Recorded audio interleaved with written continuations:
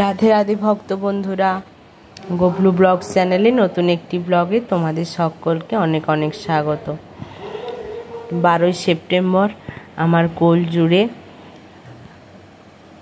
এসেছে একটি পুত্র সন্তান, আমার ননী মুকুন্দের ভাই।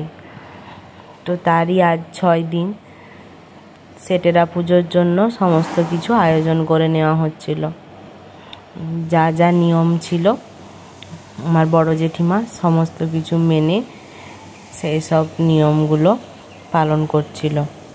গোবর দিয়ে পুতলা তৈরি করে বাঁশের কঞ্চি দিয়ে সুতো বেঁধে পুজো করে নিতে হয় আজকের দিনে বলা হয় মা ষষ্ঠী নাকি ছেলের ভাগ্য রচনা করে।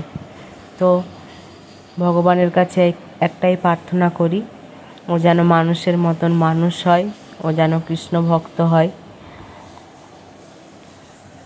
ওর শরীর যেন সুস্থ থাকে। একটা বড় প্রদীপ জেলে নেওয়া হয়েছে, ওটা জাগ প্রদীপ, ওটা আজ সারা রাত নাকি জেলে রাখতে হবে।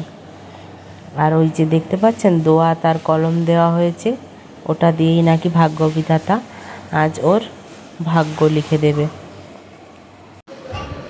আমি না আগে কখনো কারো সেটেরা পুজো দেখিনি, এই প্রথম দেখলাম, তাও নিজের ছেলের বেলায়। তো দেখছিলাম কিভাবে কি করতে হয়, ঘট প্রতিষ্ঠা করে পুজো টুজো করতে হয়। তো আমার বড় জেঠিমা সেই সমস্ত নিয়মবিধি মেনেই পুজো করে নিচ্ছিল। আমার পাশের বাড়ির এক জেঠিমা সে দেখিয়ে দিচ্ছিল, আর বড় জেঠিমা পুজো করে নিচ্ছিল। তো তারপর এখানে একটা খুব ভালো রিচুয়ালস ছিল, কি একটা কবিতা বলতে হতো, সেই কবিতা বলে বাচ্চাটাকে মাটিতে শুইয়ে তারপর আবার কোলে তুলে নিতে হবে, এইরকম একটা রিচুয়ালস ছিল। কিন্তু সেটা মাকেই করতে হয়, কিন্তু আমার সেদিন এত মাথার যন্ত্রণা হচ্ছিল আর সেলাইতে এত প্রচণ্ড ব্যথা ছিল যে আমি উঠে বসতেই পারছিলাম না। ওই জন্য আমার শাশুড়ি মা ওকে কোলে নিয়ে 3 বার শুইয়ে আমার কোলে দিয়েছিল। তারপর তো চলুন আজ ভিডিওটা আমি এই পর্যন্তই রাখলাম। সবাই ভালো থাকবেন, সুস্থ থাকবেন, সাবধানে থাকবেন। ভিডিওর মধ্যে যদি কিছু ভালো লেগে থাকে একটা লাইক, কমেন্ট, শেয়ার করে দেবেন।